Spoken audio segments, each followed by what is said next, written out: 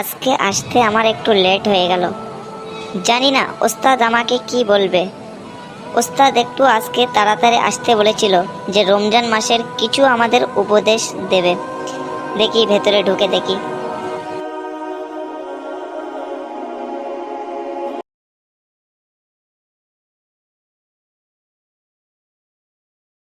আসসালামু আলাইকুম রহমতুল্লাহ। ওয়ালাইকুম আসসালাম। ভেতরে আসো আব্দুল্লাহ, এখানে এসে বসো। আব্দুল্লাহ, আসতে তোমার একটু লেট হলো কেন আজকে? ওস্তাদ, আমি একটু খেলছিলাম, তার কারণে আসতে আমাকে একটু লেট হলো। আব্দুল্লাহ, খেলাধুলার সময় খেলাধুলোই করো, নামাজের সময় খেলাধুলা করো না, পড়ার সময়ও খেলাধুলা করো না। জি ওস্তাদ। শোনো, তোমাদের আজকে আমি রমজান মাসের ফজিলত সম্পর্কে কিছু উপদেশ তোমাদের আমি জানাবো। তা তোমরা কি শুনতে কি রাজি? জি ওস্তাদ, আমরা শুনতে রাজি। তা ওস্তাদ, রমজান মাস মানে কি? তাহলে তোমরা শোনো, রমজান মানে কি। রমজান মানে হলো মুসলিম বছরের নবম মাস। ইংরেজিতে রমজান শব্দের প্রাচীনতম রেকর্ড ১৫০০ শতকের শেষের দিক, এবং এটি আরবি শব্দ হলো রামাদান। রামাদান থেকে এসেছে, যার অর্থ গরমের মাস। এটি ২৯ থেকে ৩০ দিনের বিশ্বস্ত। আমরা মুসলিমরা সূর্যোদয় সকাল থেকে সন্ধ্যা পর্যন্ত না খেয়ে পুরোপুরি সময় কঠোরভাবে আমরা রোজা পালন করি। এটাকে রমজান মাস বলে। ওস্তাদ, রমজান মাসে রোজা রাখলে কি হবে? রমজান মাসে রোজা রাখলে আল্লাহ তাআলা আমাদের জন্যে অনেক অনেক পুরস্কার রেখে দিয়েছেন।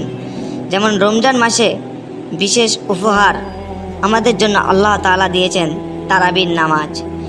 রমজান মাসের খাস পুরস্কার শবে কদর। এই মাসে প্রতিটি নেক আমলের ফজিলত ৭০ গুণ বৃদ্ধি করা হয়। এক একটি নফল ইবাদতের সওয়াব অন্য মাসের ফরজ ইবাদতের সমতুল্য।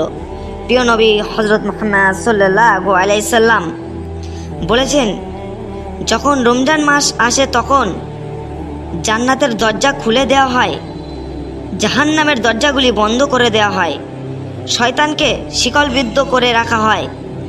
এই সওয়াবের পরিমাণ যে কতটা একমাত্র আল্লাহ তাআলাই জানেন। রমজান মাস রহমত, বরকত, মাগফিরাতের, জান্নাত থেকে মুক্তি, জান্নাত লাভের মাস। তাই এমন মাস পেয়েও যে ব্যক্তি দীর্ঘ গুনাহ মাফ করতে পারল না, তার জন্য স্বয়ং জিবরাইল আলাইহিস সালাম বদদুয়া করছেন, এবং নবী করিম সাল্লাল্লাহু আলাইহি সাল্লাম রাহমাতুল লিল আলামিন হয়েও আমিন বলে সমর্থন জানিয়েছেন। তাহলে রমজান মাসের কতটা গুরুত্বপূর্ণ, আর রমজান মাসে আমাদের জন্য আল্লাহ তাআলা কত সুন্দর সুন্দর পুরস্কার রেখে দিয়েছেন। ওস্তাদ, যারা রোজা রাখে না, তাহলে আল্লাহ তাআলা তাদেরকে কি শাস্তি দেবে? ইচ্ছাকৃতভাবে রমজানের রোজা না রাখার শাস্তি আল্লাহ তাআলা আমাদের জন্য ভয়াবহ শাস্তি আমাদের জন্য রেখে দিয়েছেন। রমজানের রোজা আমাদের জন্য আল্লাহ তাআলা ফরজ করে দিয়েছেন। ও ইসলামের স্তম্ভ আল্লাহ তাআলা পবিত্র কোরআনে ইরশাদ করেন, হে মুমিনরা, তোমাদের উপর রোজাকে ফরজ করা হয়েছে, যেমন ফরজ করা হয়েছিল তোমাদের পূর্ববর্তীদের উপর, যেন তোমরা আল্লাহ ভীরু হতে পারো। আল্লাহ তাআলা পবিত্র কোরআনেও আমাদের জন্য বর্ণিত করে রেখেছেন। সূরা বাকারা আয়াত নম্বর ৮৩-তে উল্লেখ করা আছে রোজার সম্পর্কে। এর মধ্যে হাদিসেও এসছে, আব্দুল্লাহ ইবনে ওমর রাদিয়াল্লাহু তাআলা বলেন, আমি রাসূল সাল্লাল্লাহু আলাইহি সাল্লামকে বলতে শুনেছি, ৫টি জিনিসের উপর ইসলামের বুনিয়াদ রাখা হয়েছে, ও সাক্ষ্য দেওয়া আল্লাহ ছাড়া অন্য কোনো মাবুদ নেই, এবং মুহাম্মদ সাল্লাল্লাহু আলাইহি সাল্লাম আল্লাহর রাসূল, নামাজ কায়েম করা, যাকাত আদায় করা, হজ করা এবং রমজানের রোজা রাখা। কেউ যদি ইচ্ছাকৃতভাবে রোজা ত্যাগ করে, ইসলামের ভিত্তি বিনষ্টকারী হিসেবে গণ্য। শরিয়ার সম্মত কারো ছাড়া যে ব্যক্তি ইচ্ছাকৃত একটি রোজা পরিত্যাগ করে, সে নিকৃষ্ট পাপী, দ্বীনের মৌলিক ফরজ লঙ্ঘনকারী এবং ঈমান ইসলামের ভিত্তিক বিনষ্টকারী রূপে পরিণত। আরও এ কারণে তার যে ক্ষতি হবে সে কশ্চিনকালেও পূরণ হবে না।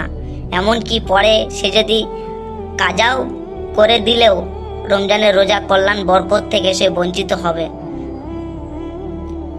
রোজা ভেঙে ফেলার যে শাস্তি দেখানো হয়েছে নবীজি বলেছেন, যেটা আবু উমামা বাহিলি রাদিয়াল্লাহু তাআলা বলেন, আমি রাসূল সাল্লাল্লাহু আলাইহি সাল্লামকে বলতে শুনেছি, একবার আমি ঘুমিয়েছিলাম, এ সময় দুজন মানুষ এসে আমার দুই বাহু ধরে আমাকে দুর্গম পাহাড়ে নিয়ে গেল। সেখানে নিয়ে তারা আমাকে বলল, পাহাড়ে উঠুন। আমি বললাম, আমার পক্ষে সম্ভব নয়। তারা বলল, আমরা আপনার জন্য সহজ করে দিচ্ছি। তাদের আশ্রয় পেয়ে আমি উঠতে লাগলাম এবং পাহাড়ের চূড়ান্ত পর্যন্ত গেলাম। সেখানে প্রচণ্ড চিৎকারের শব্দ শোনা যাচ্ছিল। আমি জিজ্ঞাসা করলাম, এটা কিসের শব্দ? তারা বলল, এটা জাহান্নামীদের চিৎকার। এরপর তারা আমাকে এমন কিছু লোকদের কাছে নিয়ে গেল যাদের পায়ের টাকনুতে বেঁধে ঝুলিয়ে রাখা হয়েছিল। তাদের গাল ছিন্ন বিচ্ছিন্ন এবং তা থেকে রক্ত প্রবাহিত হচ্ছিল। আমি জিজ্ঞাসা করলাম, এরা কারা? তারা বলল, এরা হচ্ছে এমন রোজাদার যারা রোজা পূর্ণ করার আগে ইফতার করত। তাহলে আল্লাহ তাআলা আমাদেরকে রোজা না করলে কত ভয়ানক শাস্তি আমাদের জন্য রেখে দিয়েছেন। উস্তাদ, তাহলে আমরাও রোজা রাখবো, আমরা রোজা ছাড়বো না। তোমরা সবাই রোজা রাখবে রমজান মাসে। আল্লাহ তাআলা আমাদেরকে রোজা ফরজ করে দিয়েছে। রমজান মাসে রোজা না রাখলে আল্লাহ তাআলা আমাদের জন্য কত ভয়ঙ্কর ভয়ঙ্কর শাস্তি রেখে দিয়েছেন। আল্লাহ তাআলা আমাদের রোজা রাখার তৌফিক দান করুক। আমিন।